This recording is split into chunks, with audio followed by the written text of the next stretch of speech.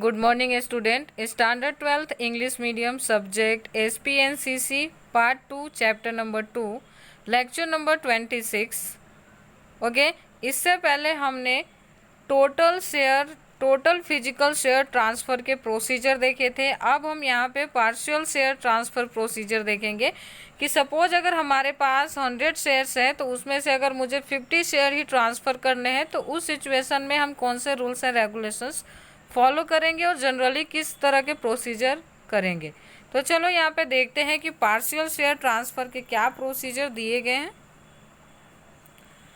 Okay, partial share transfer, when a shareholder want to transfer some of his share from his total holding, then he has to split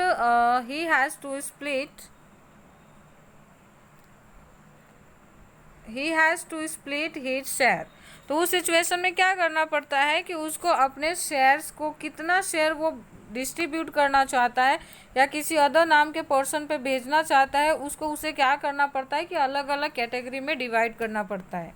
ठीक है, for this split share holder has to send his share to the registered office of a company.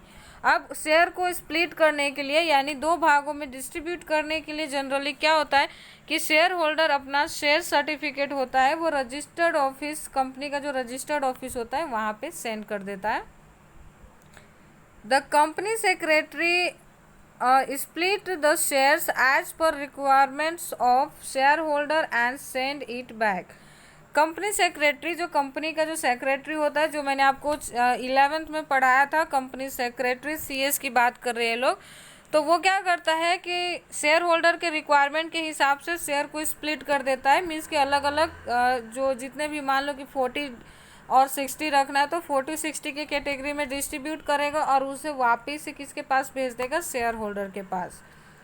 After that, shareholder sell his share according to his requirement as per the above procedure।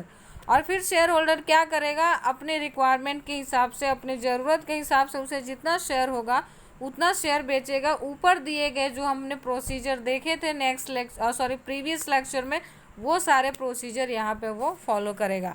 अब सबसे important जो आज के दिनों में हम लोग कर रहे हैं, डीमेट्रोलाइजेशन ऑफ शेयर, यानी डीमेट शेयर की बात कर रहे हैं कि डीमेट शेयर ट्रांसफ़र किस तरह से होता है और उसमें किस तरह के रूल्स एंड रेगुलेशंस हमें फॉलो करने रहते हैं। तो चलो देखते हैं यहाँ पे। अ शेयर होल्डर में keep his share in a physical form. Okay, पहले क्या होता था कि शेयर होल्डर अपने शेयर को किस फॉर्म में रखते थे, तो वो था फिजिकल फॉर्म, यानी एज अ सर्टिफिकेट उनके पास एक डॉक्यूमेंट होता था जो ये प्रूव करता था कि वो इस कंपनी के शेयर होल्डर है।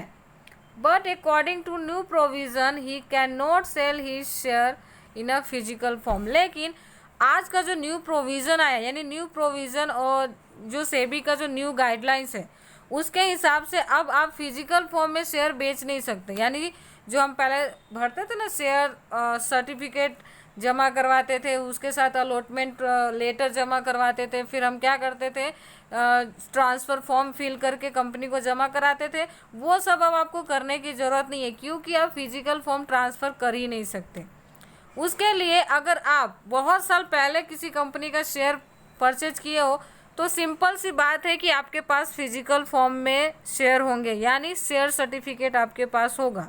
लेकिन नाउअडेज अगर आप उसे ट्रांसफ़र करना चाहते हो, उसे बेचना चाहते हो, तो आप वैसे ही नहीं बेच सकते। सबसे पहले आपको उस शेयर को डीमेट्रोलाइज शेयर के अंदर कन्वर्ट करना पड़ेगा। किस में कन्वर्ट करोगे, डीमेट शेयर के अंदर, और फिर जाके हम उसे बेचेंगे। If he want to sell his share he has to go for dematerialise process. अगर आप अपना शेयर बेचना चाहते हो तो आपको डीमेट्रोलाइजेशन प्रोसेस के अंदर इन्वॉल्व होना पड़ेगा। मीन्स कि डीमेट शेयर, आपको फिजिकल शेयर को डीमेट शेयर में कन्वर्ट करने पड़ेंगे। नेक्स्ट आता है demat share means convert physical share into electronic form in a specialised way. Okay, what is demat share? Demat share क्या है, यहाँ पे डेफिनेशन बनता है what is the meaning of demat share और explain the meaning of demat share. तो आपको याद रखना है, जब हम फिजिकल फॉर्म के शेयर को इलेक्ट्रॉनिक फॉर्म में कन्वर्ट करते हैं उसी प्रोसीजर को हम डीमेट शेयर कहते हैं। ठीक है, the investor has to open a demat account with the depository participant. आप डिपॉजिटरी पार्टिसिपेंट की हेल्प लेके आप क्या कर सकते हो, डीमेट अकाउंट ओपन करा सकते हो। अब बात यह है कि इंडिया में कौन कौन से डिपॉजिटरी पार्टिसिपेंट है, तो मैं आपको बता दूं, यहाँ नीचे दिया हुआ है। In India as a depository participant national security depository limited NSDL और सेंट्रल डिपॉजिटरी सर्विस लिमिटेड यानी CDSL काम करता है as a depository participant. Okay, यहाँ पे बहुत इंपॉर्टेंट क्वेश्चन ये बनता है कि इंडिया में कौन से 2 डिपॉजिटरी पार्टिसिपेंट है, which 2 depository participant work as depository in India. तो आपको याद रखना है NSDL एंड CDSL। उसमें भी ये क्वेश्चन एक और पूछते हैं, which is the oldest depository participant of India, तो वो है NSDL। ठीक है, नेशनल सिक्योरिटी डिपॉजिटरी लिमिटेड, ये सबसे पुराना डिपॉजिटरी लिमिटेड है भारत का। चलो उसके आगे देख लेते हैं। Are functioning as a agent of depository deposit caretaker, ये भारत के डिपॉजिटरी पार्टिसिपेंट के फंक्शन को एज अ एजेंट काम करते हैं। On the behalf of this institution PSU bank और प्राइवेट बैंक और other financial institution open demat account. इन दोनों की तरफ से, अब पूरे भारत में ये 2 संस्था के लिए ये पूरा काम करना बहुत डिफिकल्ट है, इसलिए आज उनके जगह पे कौन काम करता है, ये बहुत इंपॉर्टेंट है। आज NSDL एंड CDSL को कौन रिप्रेजेंट करता है, तो PSU। और PSU बैंक मतलब पता है ना, PSU का मतलब क्या होता है, यानी एक बैंक जो नेशनलाइज्ड बैंक है, जो RBI के नीचे काम करती है, उन बैंकों के लिस्ट की बात करिए। और दूसरे प्राइवेट बैंक में आप कहीं भी जाकर डीमेट अकाउंट आज ओपन करा सकते हो। और दूसरा है अदर फाइनेंशियल इंस्टीट्यूशन, जैसे कि आप ब्रोकर की हेल्प ले सकते हो डीमेट अकाउंट ओपन करने के लिए। जितने भी मेडिएटर्स हैं ना, जिसकी बात हमने 11th में करी थी, वो सारे की हेल्प से हम डीमेट अकाउंट ओपन करा सकते हैं। After opening this account the said institution provide the instruction slip to the account holder. एक बार अकाउंट ओपन होने के बाद जिस भी इंस्टीट्यूशन की आपने हेल्प ली थी अकाउंट ओपन कराने में, डीमेट अकाउंट, वो आपको इंस्ट्रक्शन स्लिप देंगे अकाउंट होल्डर को, जो भी अकाउंट होल्ड कर रहा है।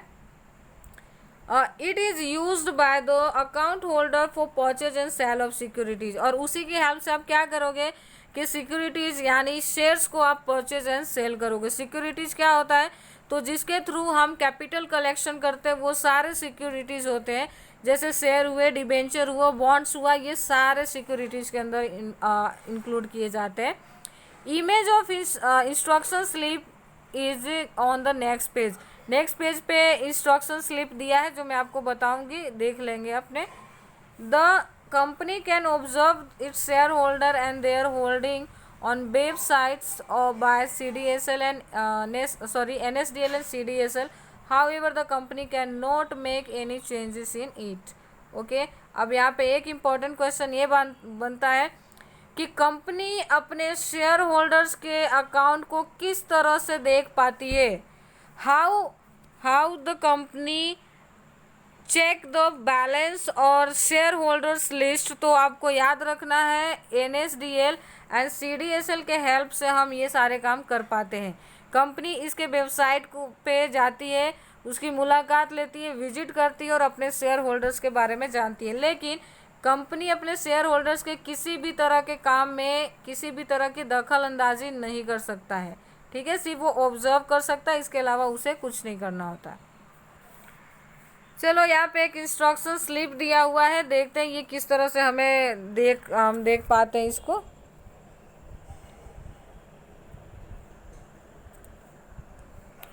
ओके, यहाँ पे एक मिनट।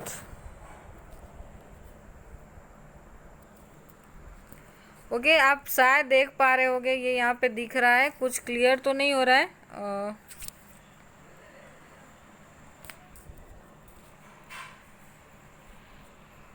ओके, चलो ये पूरी तरह से फॉर्म दिख तो नहीं रहा है, लेकिन मैं कोशिश करूँगी यहाँ पे आप देख सकोगे शायद। और इसको मैं आपको PDF में भेज दूंगी, जिससे आपको ये क्लियर हो जाए कि ये फॉर्म किस तरह का होता है, यानी ये स्लिप किस तरह का जनरली होता है। ठीक है, चलो उसके बाद की बात कर लेते हैं, क्या दिया हुआ है।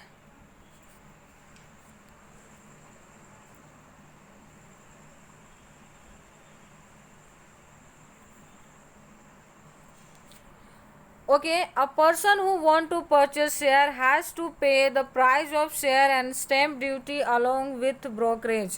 Okay, एक पर्सन जो शेयर परचेज करना चाहता है उसको अपने शेयर प्राइस के साथ साथ स्टैम्प ड्यूटी, सपोज कि 100 रुपीज़ का शेयर है और आपने 10 शेयर्स परचेज किए, यानी 1000 रुपीज़ आपके शेयर्स के हुए, प्लस आपको स्टैम्प ड्यूटी का और प्लस ब्रोकरेज, यानी क्योंकि आप शेयर मार्केट में जब हम परचेजिंग एंड सेलिंग करते हैं ना, तो वहाँ पे ब्रोकरेज चार्ज होता है, तो वो ब्रोकरेज भी आपको पे करने रहेंगे। ठीक है, तो यहाँ पे देखते हैं, the total amount of purchase is debited from the account and purchase shares are credited in the his account, share are increase in the share holder account. जैसे ही आप परचेज करोगे ना, सबसे पहले हम क्या करते हैं कि हमने अपने पहले चैप्टर में देखा था ना, opening a bank account. Bank account होना क्यों ज़रूरी है शेयर परचेज करने के लिए? तो आप क्या करोगे, फंड ट्रांसफ़र करोगे ना, यानी आप अपने जो बैंक अकाउंट है उसमें से फंड कहाँ ट्रांसफ़र करोगे, डीमेट अकाउंट के अंदर। फिर डीमेट अकाउंट के अंदर आप शेयर परचेज करोगे, तो जो भी आपका फंड वहाँ पे अवेलेबल होगा, उसमें से सपोज आपने 5000 फंड आपने डीमेट अकाउंट में ट्रांसफ़र किया, जिसमें से आपने 4000 के शेयर परचेज कर लिए, यानी 1000 रिमेन बचेगा और 4000 आपका वहाँ से डेबिट हो जाएगा। दूसरी, आपको जैसे कि हम अपने अकाउंट में डेबिट क्रेडिट करते हैं ना, बैलेंस यानी जमा कराते हैं निकालते हैं, तो उसकी प्रोसीजर हमारे पासबुक में या फिर हमारे बैंक स्टेटमेंट में दिखता है। सेम एज हमारे डीमेट अकाउंट में हमने कितना शेयर खरीदा कितना बेचा, वो सारे लिस्ट वहाँ पे दिखते हैं। ठीक है, similarly, if shareholder sell his share, the amount of sale after deducting brokerage tax and other charges is deposited in his bank account and the sold are debited in his demat account in the decrease his amount। और जैसे आप बेचोगे ना, वैसे क्या होगा कि आपने suppose कि 4000 का शेयर आपने पहले खरीदा था, उसमें से आपने ना 2000 के शेयर बेच दिए, तो वो 2000 रुपये आपके डीमेट अकाउंट में जमा होंगे। लेकिन कब जमा होंगे, तो आफ्टर डिडक्टिंग ब्रोकरेज, आपके जो ब्रोकर है वो चार्ज लेंगे। एक बार के सेलिंग पे आपको 20 रुपये ब्रोकरेज देना पड़ता है। दिन में अगर आपने 5 बार सेल किया है तो आपको 100 रुपये आपको एज अ ब्रोकरेज आपके जो अमाउंट है उसमें से डिडक्ट हो जाएंगे। दूसरा, टैक्स एंड अदर चार्जेस जो भी होंगे वो आपके सेलिंग में से माइनस होने के बाद जो अमाउंट बचेगा वो आपके डीमेट अकाउंट में क्रेडिट हो जाएगा। और उसके बाद जो शेयर्स आपने बेच दिए हैं वो आपके शेयर्स क्या हो जाएंगे, डेबिट हो जाएंगे डीमेट अकाउंट से, और आपके जो नंबर ऑफ शेयर हो जाएगा वो क्या हो जाएगा, डिक्रीज हो जाएगा, क्योंकि आपने 2000 के शेयर बेच दिए हैं। नेक्स्ट आता है, द शेयर आर क्रेडिटेड और debited to a person demat account. तो जिस तरह से हमारे बैंक में पैसे जमा होते हैं ना बैंक अकाउंट में, सेम एज डीमेट अकाउंट में शेयर जमा और उधार होता है, डेबिट क्रेडिट होते हैं। It is important to note that when a share are purchased or sold in this way, the company has no control over it। एक इम्पॉर्टेंट चीज़ यहाँ पे जानने जैसी ये है कि हम किसी भी कंपनी का शेयर क्यों ना परचेज करें, लेकिन उसका कंपनी का कोई कंट्रोल नहीं होता, क्योंकि हम ये सारी चीज़ें ऑनलाइन प्रोसीजर डीमेट अकाउंट के थ्रू करते हैं। इसलिए कंपनी ये देख तो सकती है कि ये बंदा खरीद रहा है, ये बेच रहा है, लेकिन वो रोक नहीं सकती, उसका कोई कंट्रोल नहीं होता। आप दिन में चाहो तो एक ही शेयर को, एक ही कंपनी के शेयर को 5 बार खरीद भी सकते हो और 5 बार बेच भी सकते हो, इसमें कंपनी कभी भी रोक टोक नहीं करेगी। जबकि हमने फिजिकल फॉर्म में क्या देखा था कि अगर कंपनी को किसी भी तरह का गलती लगता है, कोई प्रॉब्लम दिखता है, तो वो क्या कर सकती है, ट्रांसफ़र को रोक सकती है। पर यहाँ पे वो ऑनलाइन प्रोसीजर में कुछ भी नहीं कर सकते। Company has nothing to do with it, उसका कंपनी का कोई लेना देना भी होता नहीं है। नेक्स्ट आता है, the whole procedure is done by the institution which function as a agent of NSDL and CDSL। ये सारा प्रोसीजर की देखरेख वो संस्थाएं करते हैं, बाय विच इंस्टीट्यूशन, जो कि NSDL एंड CDSL के क्या है, एजेंट है।